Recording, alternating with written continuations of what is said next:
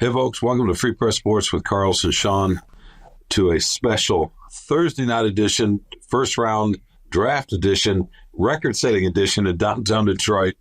Oh, my God, Carlos, 275,000 people cram into our beautiful city, and the NFL says it's the most they've ever had for something like this. That's not surprising. It's a Lions town. I mean, look, there are a lot of cities that are football towns. This is obviously one of them. But the Lions coming off the season, they have the Lions fans taking over. Obviously, there were some other fan bases there, but what a scene. And then I guess what a night for Brad Holmes again.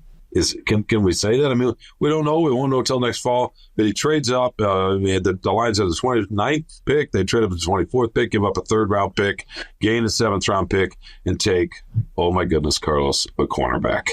Terrion Arnold from Alabama. How happy are you? I'm happy I didn't have to give him an F, because I promised him an F if he drafted an interior offensive lineman as a backup in the year that they can go to the Super Bowl. And by the way, we're not downtown. We're in lovely Allen Park in something that looks like an asylum with this padding over here so that Shawn doesn't lose his mind. But Shawn just counted all. I think you counted all 275,000. How do they know that? That's just ridiculous. There's no way they can know that. It can be 300. It can be 250. How are they going to know? I mean, how do we know how far Saturn is away, right? We're pretty good at science. Exactly. No. Well, that's what this is. You have NASA scientists working on the head count. No, but there are people that are pretty good at this, and they can look and see, and they can gauge. I mean, we're human beings with a fair amount of history now at this point in civilization, and we figured out a few things. You have a lot of trust in the NFL PR department. Look, speaking of civilization and history, there's a movie called History of the World Part 1. It probably doesn't hold up. I'm sure you probably couldn't make it or even play it today. Mel Brooks is in it, but at one point he plays some kind of a royal. He's walking around, and when he needs to use the restroom, somebody calls over and holds a bucket so he can use the restroom. You holding the microphone for me, I think, is a nice symbol of that. I think that's as close as we can get. As close as we can get. No, I just wanted to thank you for your holding the microphone and let me do my thing. Yeah. I mean, that's what friendship's all about. I'm letting you cook the way Brad Holmes is cooking. And, the thing is, I was really happy that they went up 5 spots with the Cowboys, gave up their high third round draft pick, by the way. And now they don't have a third or a fourth as we talk right now. They just have a low second round pick on day 2. So, but, this is the biggest need. This is by far the biggest need. And as much as, Holmes wanted to pretend in his pre-draft, we don't worry about need. It's the best player available, all this stuff. Everybody knew it. I mean, if you watched the Lions last year, and then with the whole Cam Sutton, debacle and stuff, I mean, they needed this. And this guy what were your impressions? My impressions were, I was impressed with how confident he was, well-spoken, clear. He barely turned 21 last month, but he just seems like if you just ask me, if I just, just from this one interview we had a press conference, on Zoom, 10 minutes or so, he came off way more mature than 21. Yeah, no, there's a maturity factor there for sure. Holmes talked about it, because we just talked to Holmes too. We talked to Deshaun, not Deshaun. Yeah, Deshae Townsend. Sorry. Defensive passing game coordinator, cornerbacks coach. Yeah, who talked a little bit about some of the same things. But Brad Holmes mentioned, I'm going to paraphrase here, the line you have to walk with confidence and humility. And he actually used the word, he may have said humble, but he talked about the idea of being talked about the idea of humility. And I think it's really important, because you're right, you're out on an island out there, right? I mean, it's like a pitcher of baseball. It's you and a receiver, and the receiver knows where he's going. You have to figure it out. And if he figures it out before you do, you got to come back to the line of scrimmage and forget about just getting beat and do it all over again. That's where the confidence is crucial. But then also the humility and the humbleness in terms of willing to learn, right? Mm-hmm. And being a team guy. Holmes and Campbell talk about that all the time. Look, every team wants team players in the NFL. The Lions don't have, they don't own that idea. But, the draft analysis we're talking about when Terrion Arnold got selected, that, this guy doesn't just love football, he lives football, right? It's one of those things that they've made a habit of getting those kind of guys. And, did it lead to the NFC Championship game? I don't know how much of that did, but it's not fair for us to sit here and say it had nothing to do with it. Yeah. They have there's a strong idea from Holmes and Campbell of the kind of players they want. And, the word grit, I think, is overused, but they want guys who are tough-minded, who want to keep, you don't mind getting knocked down. You don't mind losing a fight here and there as long as you get up. And one of the things that Brad Holmes said to describe Arnold was he kind of just kept saying he's a corner. He's a corner.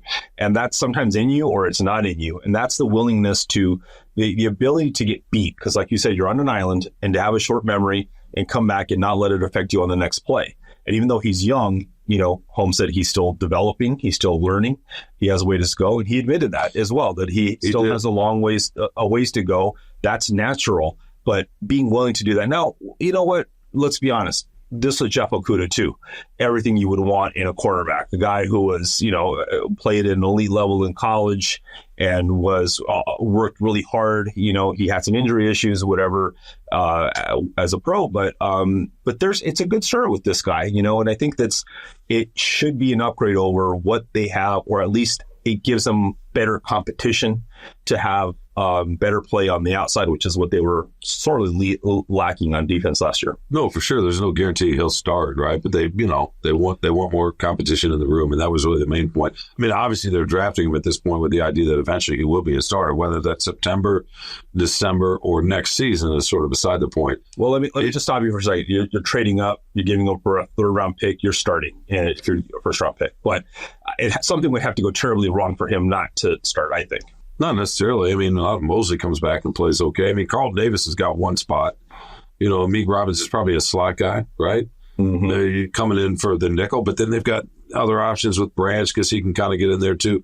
Yeah, I mean, you would think so, but I don't know that there's the pressure to have to be the starter. He'll put that on himself, but I don't know that the Lions are going to put that on him. They're going to bring him in the room. They're going to want him to learn and see where it goes. By the way, so I saw him play in person. I saw him play a couple other times. He's a really good player. You mentioned Okudah. I think he's got more wiggle. He's got more turn. I don't know what that means. I'm not a football guy. He's got more turn. He's got more flexibility. All that than Okudah. If you say fluid hips, I'm turning this video off. No, but he can change directions a little bit more, and he's a little bit more of a ball hawk than Okudah. But like Okudah, he's not the fastest guy for a corner. Right. Kenyon Mitchell, 1.5. 40 time in the combine, 13th out of 17 corners at the combine they tested. Yeah, no, that's not the fastest. The cornerback taking a couple of spots ahead of him from Toledo, Kenyon Mitchell, ran, for example, a 4.33. The best cornerback in the league right now, or one of the couple of best, who's also young for the New York Jets, Sauce Gardner, runs about a 4.41. He's also 6'2" and big. That's just a different profile. Yeah, that's a little bit of a different profile. But getting back to his personality and combined with the way he plays, he's got a chance to be something. That's for sure. Yeah, and that's what you're drafting right now, is giving yourself the best chance, getting the best player who fits you. And as Holmes said, he fits us, like a glove to a T. You get the sense, with Brian Branch, even with, Ifeatu Melifonwu. Thank you I got that right, by the way, I think. It took a little longer for him, but the same kind of profile. You talk to these guys, we see them in the locker room, we talk to them. There's just this sense about them. Even Jameson Williams, they're not weird. He loves football, but they're not wackos. They're not full of themselves. They're not, prima donnas and stuff, and that's, by the way, I'm not going to get off a tangent, but this is what Matt Patricia also wanted. He wanted team guys who weren't selfish or whatever. He went about it the wrong way of getting that message across and crossing too many, people in the process and doing it my way or the highway.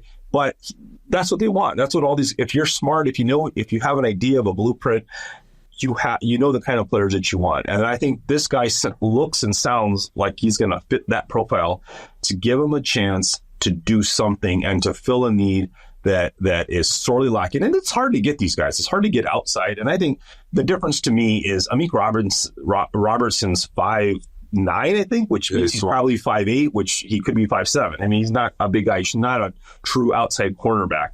Carlton Davis doesn't have a long history of being an elite outside, even though he wants to bill himself as a shutdown guy. This guy was talking also about being a shutdown. I'm going to be a shutdown corner, and he hasn't. He has 1.5 years of starting experience in college, even though it's a really good level. But But that's the thing, as Holmes said, borderline cocky. You need this. I mean, you just can't play that position without being somewhat very confident. He told those 275,000 people on the stage when asked what kind of player he was. I'm trying to remember the exact question. He said, "I'm a star." You're getting a star or something like that, right? He also said, "I'm home." So again, he shows the confidence, and then he's endearing himself a little bit by saying he was home and talking about helping him be one of the pieces to make the final step to get to the Super Bowl and so forth. By the way, he said that twice, to take the final step, and then he said it again at the end of our press conference, that to take the final step to get to the Super Bowl. So I'm curious about how much that was discussed with him in his visit with the team, as far as like, hey, we were this close, 4 points away from getting to the Super Bowl. You could be the guy. And as he's told us, when I think he talked to, I don't know if he was talking to Campbell, I think it was Campbell, who told him, if you're there when we're picking, we're going to go get you. And he said, yeah, come get me. So there's kind of like a dovetail, a mesh of like, we need you, we want you if you're close. And as you saw, there was a run on offense, so those defensive guys got pushed back. So what does it feel like if you're Terrion Arnold today?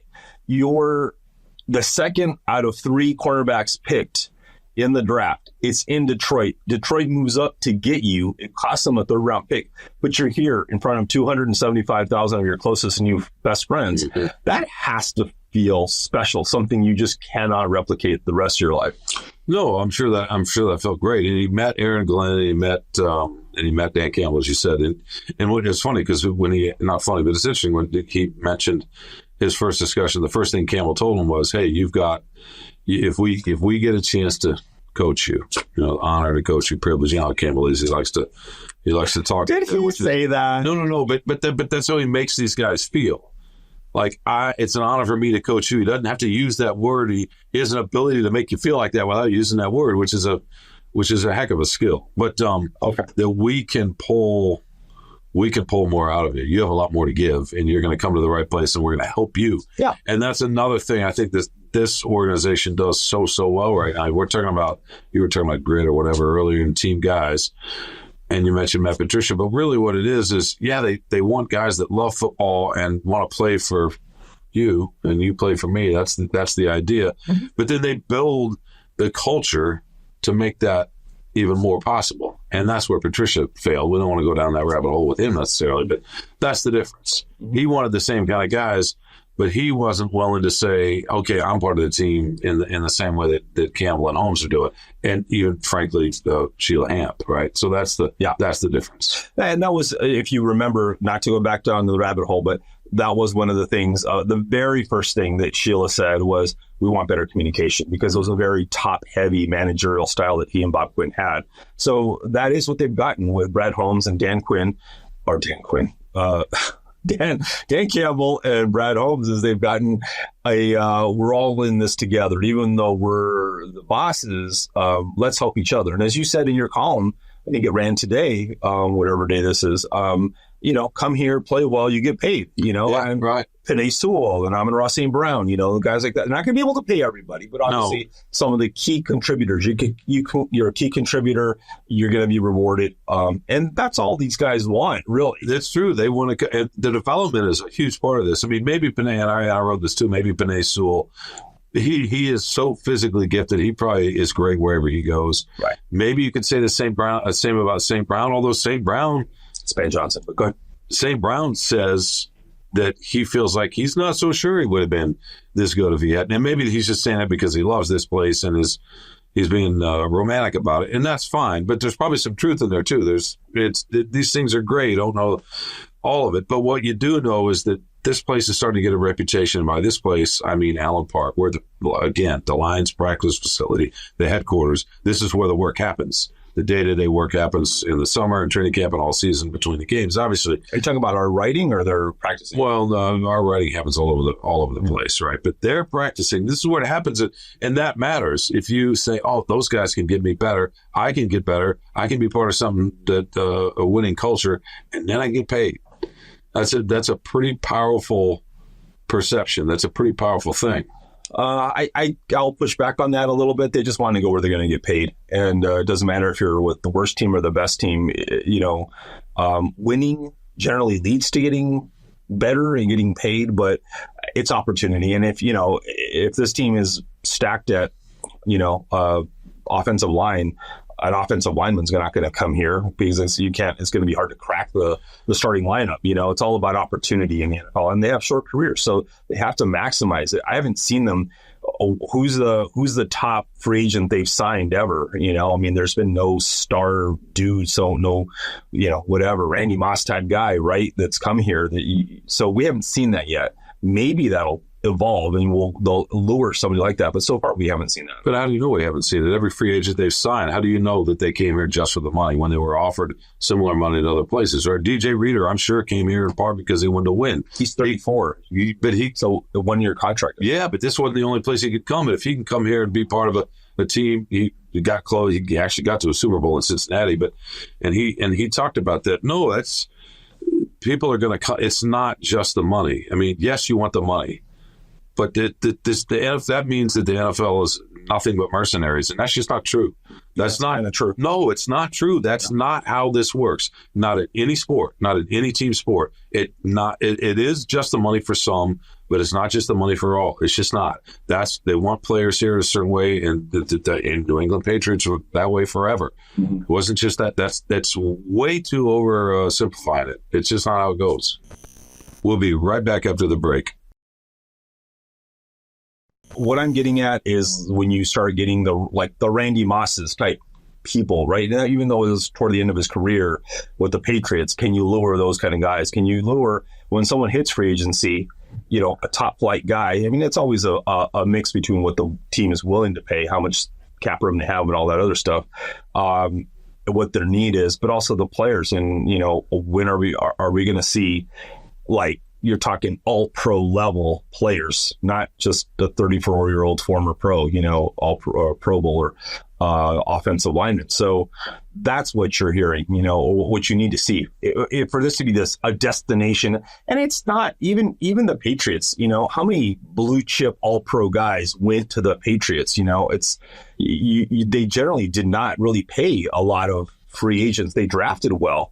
And they found the Wes Walkers of the world, to throw into the slot. And, that's how you actually build a better team probably than going out and chasing a bunch of free agent guys. No, they weren't. It's not about going and getting the most expensive free agent out. It's about finding guys that aren't just playing football for the money, that are playing because they love football as well, because there are plenty of players that do both.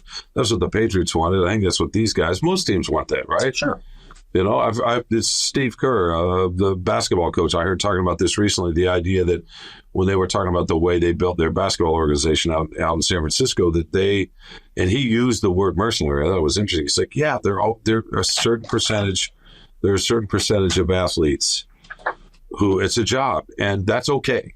And that's just fine because we all just have to have jobs at some point who can work. But you and I both do something for a living that's not just for the money. We chose this because we wanted to do this. And most of the people in our profession are like that.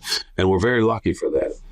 Pro sports is the same. I don't know what the ratio is. I don't know what the percentage is. But there are plenty of people who play these games because they love to play these games and they want to be part of winning.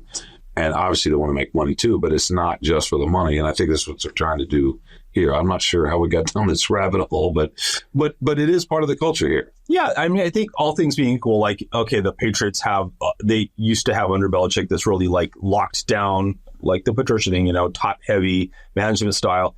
Would you rather play there or would you rather play somewhere where the Lions here, where it's, hey, we're kind of all in it together, bring your families in on the plane, whatever. Yeah, exactly. All things being equal, if the contracts are kind of similar, that could be a difference. If you feel more at home, more part of the team, not just a cog. Of course, that's preferential. And what they say this, the players do have good reviews of Holmes and Campbell consistently. This guy, Arnold said, about Campbell, he's a good dude, and let's not go down this whole thing, but the big misunderstanding about Campbell is that people, I don't know, they just think he's Newt Rockney and Hulk Hogan all rolled into one or something, and players want to go through a wall for him. No, he's just fair to them. He just tells them the truth and says, this is what we expect from you. We want you to be committed to your job and to, be mindful, be a good teammate, work hard. We're all pulling in the same direction, and And a lot of times in the NFL, especially, guys are lied to. I mean, these teams are terrible at what the players. They play mind games. They're not truthful. You just have to, if you've just watched the last 10 years of Hard Knocks, I watched every season, but even just go back a few years, you can see the insincerity of when they cut these guys of, and these are the ones that are the good examples, but they're just not very truthful. They use them up like commodities in many cases. They feel like they're shuttled around. They're not given the fair chance. And it's a thing about Amon-Ra St. Brown that I think he's probably, he said it today. I saw it in an interview or yesterday or whatever that said, at first he didn't want to come to Detroit because he thought obviously it was not a great organization.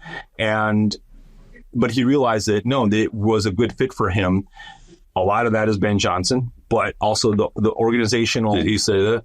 He didn't say Ben Johnson, but we know that having a genius offensive coordinator is a big part of it. Jared Goff's play under Ben Johnson is a big part of it. Brad Holmes and Dan Campbell organization, all that stuff is a big part of it. But he may have not gotten the same opportunity somewhere else. He may have been, hey, you're too small. You're just a slot guy. You're not going to get a chance to go on the outside. You're not going to be our touchdown. He may have had a more limited role and not been able to shine as much if he'd been in another organization. This team saw his value, saw his aptitude, and used it and exploited it, and that's what's led to his success. It's not always the same for every organization. No player. I think you're right about Sewell. Offensive linemen are a little bit different, but yeah, he was going to shine no matter what team. It'd be hard to deny that. But Amon-Ra, 4th round pick, might not have gotten the same. He said as much, and it's going to be interesting with Terrion Arnold. Not that they're the same player. I mean, obviously it's a 1st round pick, and it was an all-American corner, and great pass defense numbers were among the best in the country, despite the 4.5 40. Don't get hung up on that. By the way, do you know what why it's the 40-yard dash? No, that's a good question. I've forgotten that. It was the Cowboys with Gil Brandt and Tech Tramp. They basically figured out that it was pretty much the distance of covering a kickoff. That's why you run a 40-yard dash. It's about 40 yards that you have to run. So that has a lot to do with covering a guy on press man-to-man, doesn't it? Well, what matters is what do you do? That's what the shuttle or the cone drills, right. Those are so much more. Yes. What matters is what are you going to do with those first 5-10 yards? Exactly. Right? So he didn't have the greatest makeup speed. That's all right. Don't get burned. Yeah. And we know he likes to tackle. We know he's physical. He's jam up. He's going to press. Aaron Glenn loves to press. He brings a certain kind of disposition that I think fits right in. And he should be interesting. I know you wanted him to take a cornerback. Brad Holmes said that they were going to go get one at some point. They did not necessarily think they were going to be able to get one in the 1st round.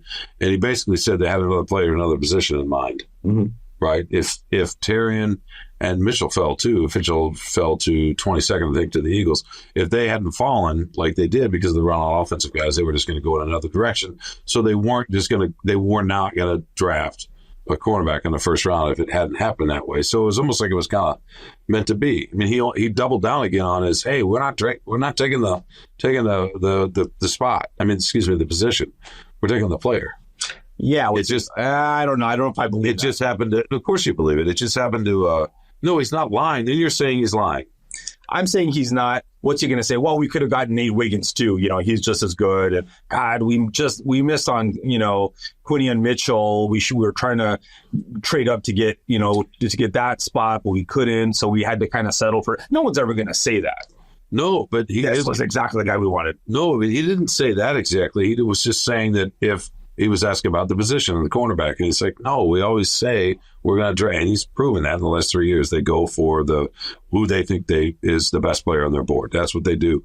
He was just saying this matched up for once. For once, the need matched up. And that's really the first time that's happened. And it kind of did because they fell. People were surprised all over the football world. Roll your eyes all you want. But people were surprised all over the football world that they fell a little bit because of the run. The Panic's getting taken as high as they did, for example. That's one of Michael Penix, the quarterback out of Washington, Jr., I think. But so there's some rationality behind all this about why it happened. My guess is if they hadn't fallen, they felt like it was going to be too expensive to move up too far, they had a couple other guys they were going to go with that were not cornerbacks. Well, the question is whether they could have traded back because they were picking 29th. So, and it was a deep class at quarterback, generally speaking. Now, we don't know, they're bored. And Holmes did say, there was a drop off after him, to the next tier of cornerback. So I don't know. I mean, this happens all the time, Shawn. You know that. They get the guy like, magically, we picked the perfect player. How could it happened again? This is exactly who we wanted. I mean, it's okay to have conviction, right? I think they oversell it just a little bit. Well, you say, who's they? Who's they? Because the Lions. He's every year. All the Lions do it. All the general managers do. That's the point, right? But this guy actually has a little bit of a resume to say that, right? I mean, he's earned that a little bit. And by the way, most of the analysts around the country, most of the NFL guys that you trust, right, had Mitchell and Arnold, and then a gap. So Wiggins and Nate Wiggins was there too. I didn't see Wiggins with every one of them. He was there sometimes, but Cooper DeJean too. Well, he's not an outside corner, but Mitchell and Arnold were routinely regarded as the two best, and they were the first two that went. And maybe you can argue that the gap's not that big. Who knows? The Kansas City Chiefs have a cornerback who was drafted in the third or fourth round, who's playing at an all-pro level right now. Sure. So for all we know, a cornerback taken in this next couple of days might be better than either one of these guys. Absolutely. Yeah, we don't know. That's the thing. And and there's a very good chance. I think there's a very good chance that another cornerback taken tomorrow in the second round is going to be better than one of the first three that taken in the first round. So you don't know, and maybe it could be true. And Brad Holmes could be telling the truth, and it was Terrion Arnold. Forget Mitchell, forget Wiggins, forget Cooper DeJean, forget anybody else. This was her guy. We wanted her guy, and that could be true. And maybe, I mean, Mitchell's only taken a few, two picks ahead of him. So maybe they thought, there's going to start being a run on corners. We better go get her guy. And there were only 3 taken though. So, maybe they could have gotten Darius Robinson, defensive lineman. He was still available. So you don't know. I mean, you can't control the draft if you're a team. So you got to figure out, who you can trade with, who your partners are, how the board's falling, who's going where, and who's available. But I think it's a very good pick. I mean, we'll have to see, but it's promising. It's promising, and that's about the best you can hope for. I mean, I know Lions fan base was pretty excited tonight, right? Yeah, I mean, the crowd in person sure let him feel the love, and I'm sure that was some kind of sight. My God, you turn around and the team you're about to play for, and you see 300,000 people, more or less. Now, again, as we said at the top, sure they're not all Lions fans, but still, that's quite a scene, quite a night. Wow, what a moment. The city looked great on television. We weren't down there, but it looked great for a few hours, and that's kind of cool. Yeah, it's really nice that they're getting. I mean, it's Detroit's gotten rave reviews, across the board for the show they're putting on, for the support. I think they were saying, people say this rivals what I think Nashville did, was the biggest turnout, or most whatever, hearty turnout from fans. And people, it's not a surprise to us, right? Because we live here. We know how sports mad this town is, and how Lions insane it is right now. So, great step for the city, great step for the Lions. Yeah, good step, good promising start. And we've got more Friday. They just have one pick, right? The second round pick. And then they'll have, fifth, sixth. Yeah, for now, fifth, sixth, seventh on Saturday. But we will be back. We're going to record at least one more time before this draft's over. But yeah, the big news: make the trade, get the quarterback. You don't have to give anybody an F, so that's always nice. Not yet. Well, yeah, the draft is young. I guess that's true. Oh my goodness! All right, we got to get out of here. We got to write. He's got to go feed his troll soul, because he didn't get to let it out tonight. I am so sorry that you could. What'd you give him, an A, by the way? Click on freep.com and find out. Okay, yeah, I guess we want to sell some clicks there. All right, for Carlos Monarez, Shawn Windsor, and we will be back soon with another draft edition of Free Press Sports with Carlos and Shawn.